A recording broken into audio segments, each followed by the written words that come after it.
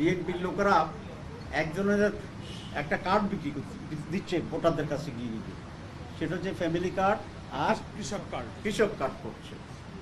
তো আসলে এটা কোনো অথরিটির কিছু না, এটা একটা সুস্পষ্ট ধোঁকাবাজি। সেক্রেটারি জেনারেল এবং আমাদের অ্যাসিস্ট্যান্ট সেক্রেটারি জেনারেল আর সম্মানিত সাংবাদিক বন্ধুগণ, আসসালামু আলাইকুম ওয়া রাহমাতুল্লাহি ওয়া বারাকাতুহু। এই ধরনের ব্রিফিংয়ে বোধহয় আমরা বেশ কিছুদিন পরে আসছি। আপনারা আশা করি ভালো আছেন।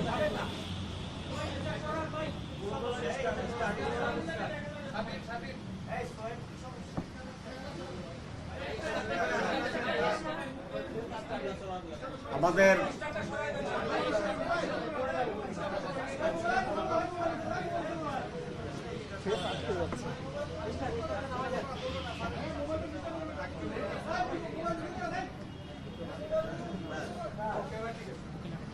আমরা অলরেডি নির্বাচনের মাঝে আছি। যারা বহুদিন ধরে বলছিল যে 2026-এর ফেব্রুয়ারিতে নির্বাচন হবে না, সকল দলের স্বতঃস্ফূর্ত নমিনেশন সাবমিশনের মাধ্যমে তাদের এই বক্তব্য অসর প্রমাণিত হয়েছে। আমরা আশা করি বাংলাদেশে 12ই ফেব্রুয়ারি একটি অবাধ, সুষ্ঠু এবং নিরপেক্ষ নির্বাচন হবে। কিন্তু ইতিমধ্যেই আমরা কিছু ভিন্ন চিত্র দেখছি বিদায় এটা প্রতিকারের জন্য আমরা আজকে প্রধান উপদেষ্টার দৃষ্টি আকর্ষণ করি। আপনারা জানেন যে নমিনেশন বাছাই পর্ব চলছে ইলেকশন কমিশনে, এবং সেখানে একই নিয়মে বিভিন্ন জায়গায় কাকে উপযুক্ত মনে করেছে প্রার্থীকে ওকে করে দিয়েছে, আবার একই রকম কেসে কাকে বাতিল করেছে। এখানে দুটি প্রধান সাবজেক্ট ছিল কারো নমিনেশন বৈধ কিংবা অবৈধ এটা বিবেচনার জন্য। গ্রস একটা হচ্ছে ঋণ খেলাপি, আর একটা হচ্ছে দ্বৈত নাগরিক। ঋণ খেলাপির ব্যাপারে তো এটা স্পষ্ট সবসময় এটা ছিল, কিন্তু কিছু কিছু জায়গায় আমরা ইলেকশন কমিশনের একটা ভিন্নতা দেখতে পাচ্ছি। আর দ্বৈত নাগরিকত্বের ব্যাপারেও প্রাথমিক বাছাই একই ধরনের জায়গায় কাউকে বৈধ করছে, কাউকে অবৈধ করছে, এটা হিয়ারিং চলছে। আমরা শুনতে পাচ্ছি কোনো একটি দলের পক্ষ থেকে ইলেকশন কমিশনে গিয়ে চাপ সৃষ্টি করার চেষ্টা করছে, যাতে করে এই সমস্ত ত্রুটির কারণে যাদের নমিনেশন বাতিল হিসাবে গণ্য হওয়ার কথা সেটা যেন করা না হয়। আমরা খুব স্পষ্টভাবে আজকে বলতে চাই যে কোনো ধরনের চাপে নতি স্বীকার না করে যে দলেরই হোক, ইভেন জামাত ইসলামীরও যদি হয়, তাহলে আরপিওর যে নিয়ম আছে সেই নিয়মের ভিত্তিতে যেন বৈধ এবং অবৈধ বিষয়টিকে ফয়সলা করা হয়। অন্যথায় এই দুটো জিনিস প্রমাণিত হবে। এক হচ্ছে এই ইলেকশন কমিশনার দুর্বল, তাদের পক্ষে ইলেকশন করার শেষ পর্যন্ত নিয়ে যাওয়া যাবে কিনা একটা সন্দেহের অবকাশ থাকবে, অথবা এই নির্বাচন কমিশন কোন একটি পার্টিকুলার দলের প্রতি পক্ষপাতিত্ব করছে। এই ধরনের আচরণ যদি অব্যাহত থাকে তাহলে সুষ্ঠু নির্বাচনের ব্যাপারে জনগণের ভিতরে সংশয় এবং হতাশা দেখা দিতে পারে। আমরা আরেকটি কথা বলেছি, গত 2-3 সপ্তাহ ধরে কোনো একটি দলের প্রধানকে নিয়ে যে বাড়াবাড়ি করছে গভর্নমেন্ট, অতিরিক্ত সিকিউরিটি দেওয়া, অতিরিক্ত প্রটোকল দেওয়া, এই সব কিছু মিলে তারা নির্বাচনী মাঠে যে সমতল ভূমিকার প্রশ্ন আসছে সেটিকে সুস্পষ্ট লঙ্ঘন করছে। আমরা বলেছি কাউকে অধিকতর সিকিউরিটি কিংবা অধিকতর প্রটোকল দিলে আমাদের কোনো আপত্তি নেই, কিন্তু একটি অন্যতম প্রধান দল হিসেবে সমভাবে বাংলাদেশ জামাত ইসলামীর মহতারাম আমিরকে, প্রধানকে সম আচরণ দিতে হবে। যদি এটা ব্যর্থ হয় তাহলে জাতির পক্ষপাতমূলক অপরাধের দোষে এই ইলেকশন কমিশনকে দোষী হিসাবে সাব্যস্ত করবে এবং লেভেল প্লেইং ফিল্ড এখানে বিনষ্ট হবে। আমরা আরেকটা বিষয়ে দৃষ্টি আকর্ষণ করছি, বিভিন্ন জায়গায় ফিল্ড লেভেলে কোনো এসপি এবং ডিসি যারা রিটার্নিং অফিসার তাদের আচরণে পক্ষপাতদুষ্ট একটা ভূমিকাকে আমরা লক্ষ্য করছি। আমরা তাদের তালিকা করেছি, আরও আমরা এটা অবজার্ভ করতে থাকব। এরকম ব্যক্তিদেরকে চিহ্নিত করে আমরা ইলেকশন কমিশনকে মৌখিকভাবে বলেছি, আমরা লিখিত দেইনি, এখনও আমরা একটা অবজার্ভ করছি। সে বিষয়টি আজকে প্রধান উপদেষ্টাকে আমরা অবহিত করেছি। যদি ইলেকশন কমিশন যথাযথ ভূমিকা না নেয় তাহলে যেন চিফ অ্যাডভাইজার সেখানে হস্তক্ষেপ করেন, কারণ আমরা দৃঢ়ভাবে বিশ্বাস করি চিফ অ্যাডভাইজার ব্যক্তিগতভাবে একটি অবাধ সুষ্ঠু নির্বাচন চান, যদিও তার চতুর্পাশে অ্যাডভাইজারদের মাঝে কেউ আছে যারা তাকে বিভ্রান্ত করার চেষ্টা করছে। আমরা সেটাও তার দৃষ্টি আকর্ষণ করেছি এবং বিষয়টি গুরুত্বের সাথে বিবেচনা করার জন্য চেষ্টা করছি।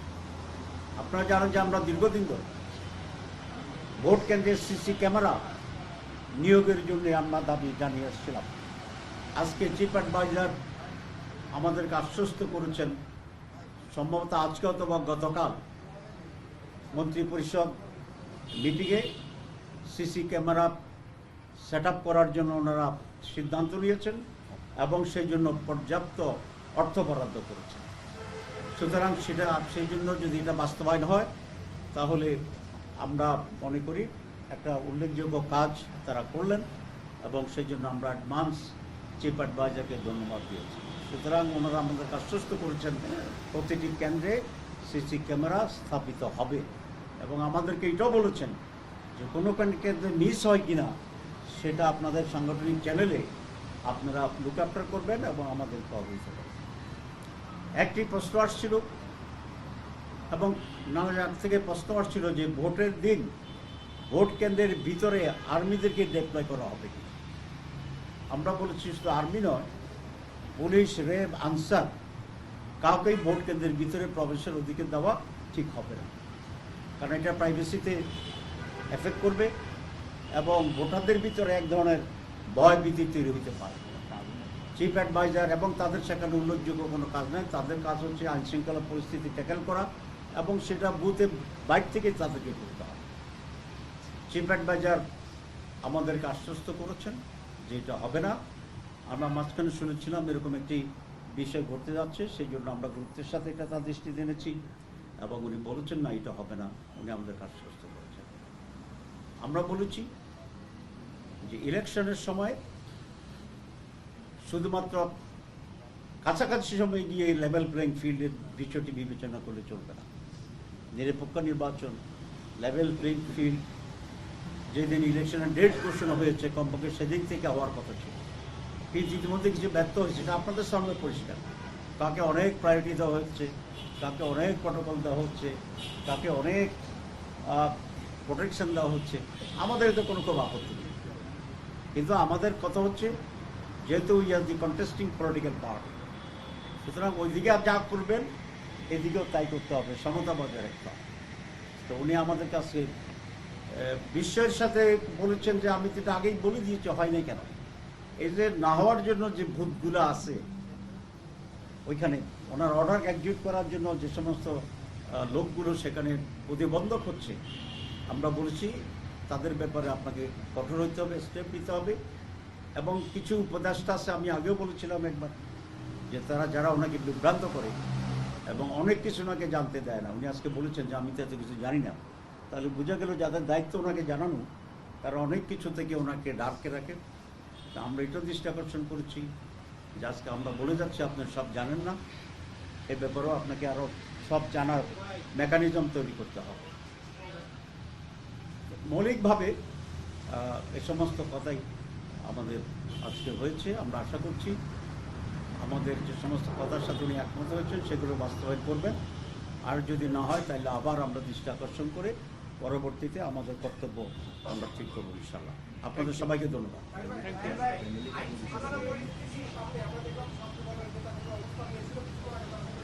জি, অবস্থান নিচ্ছে সিলেটের ইলেকশন বন্ধ করতে। আসলে দেখেন, জাতীয় নির্বাচনের সাথে তো ছাত্র সংসদ নির্বাচনের কোনো সম্পর্ক নাই, এক নাম্বার কথা। দুই নম্বর কথা হচ্ছে ইলেকশন কমিশনের প্রধান কাজ হচ্ছে জাতীয় নির্বাচন, স্থানীয় নির্বাচন করা।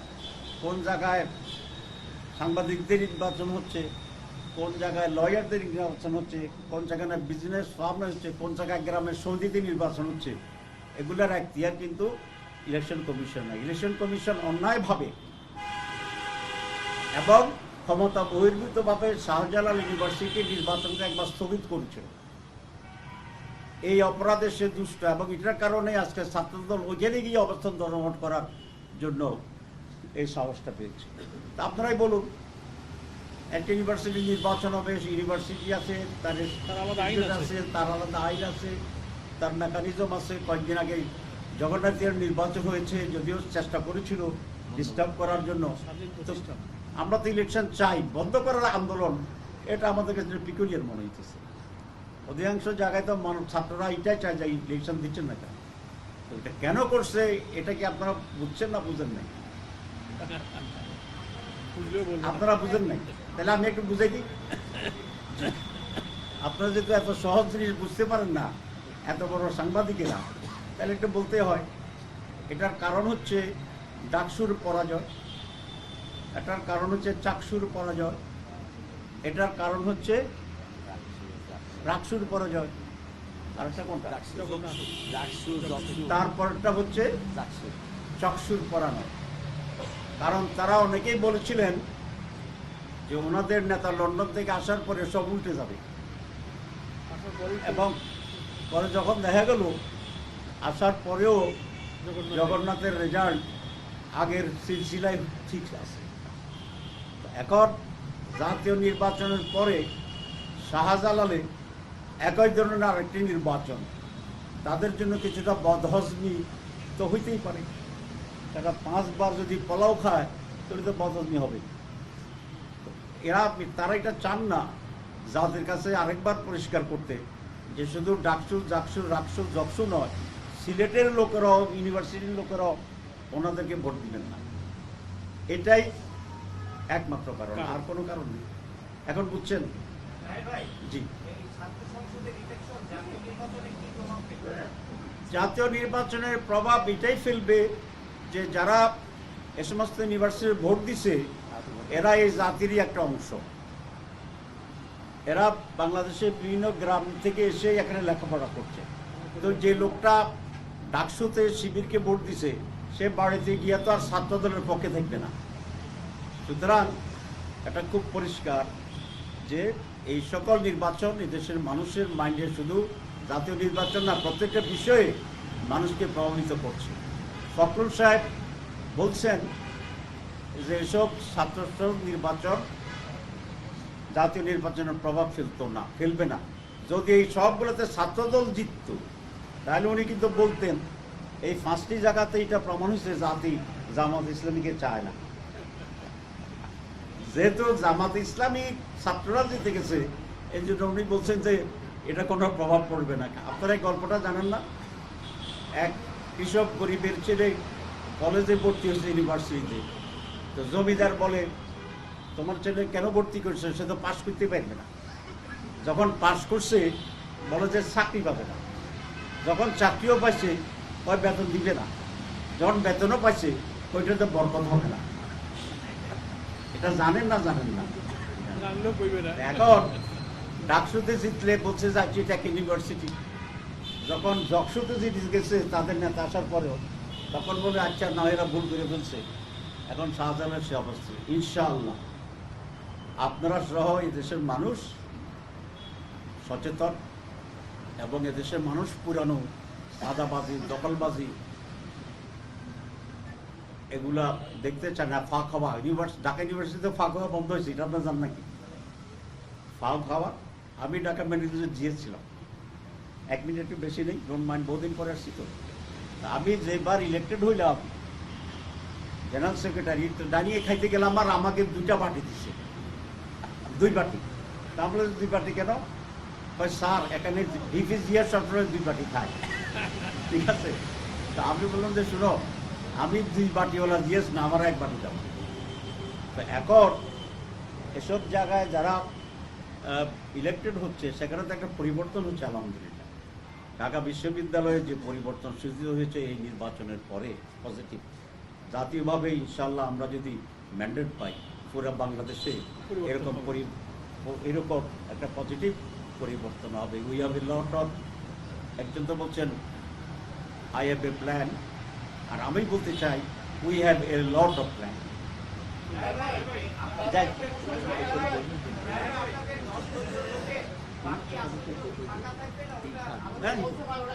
আমরা আরেকটা বিষয় একটু দৃষ্টি আকর্ষণ করছি, আমি স্লিপ হচ্ছে। আপনারা জানেন বিএনপির লোকেরা একজনের একটা কার্ড বিক্রি দিচ্ছে ভোটারদের কাছে গিয়ে গিয়ে, সেটা হচ্ছে ফ্যামিলি কার্ড আর কৃষক কার্ড করছে। তো আসলে এটা কোনো অথরিটির কিছু না, এটা একটা সুস্পষ্ট ধোঁকাবাজি। তো এখনই তারা নির্বাচনের আগেই ধোঁকাবাজি রাষ্ট্র নিচ্ছে মানুষকে বিভ্রান্ত করার জন্য। তো নির্বাচনে বিজয়ী হলে কী হবে এটা তো খুব স্পষ্ট। আজকে আমরা চিফ অ্যাডভাইজার সেটা বলেছি, এটা একটা অবৈধ। চিফ ইলেকশন কমিশনকে আমরা বলে আসছিলাম এটা অবৈধ, এটা থামানোর ব্যবস্থা করতে হবে এবং এটা এলাকা এলাকায় মারামারির সূচনা করবে। তো এবং আচরণবিধির লঙ্ঘন আমরা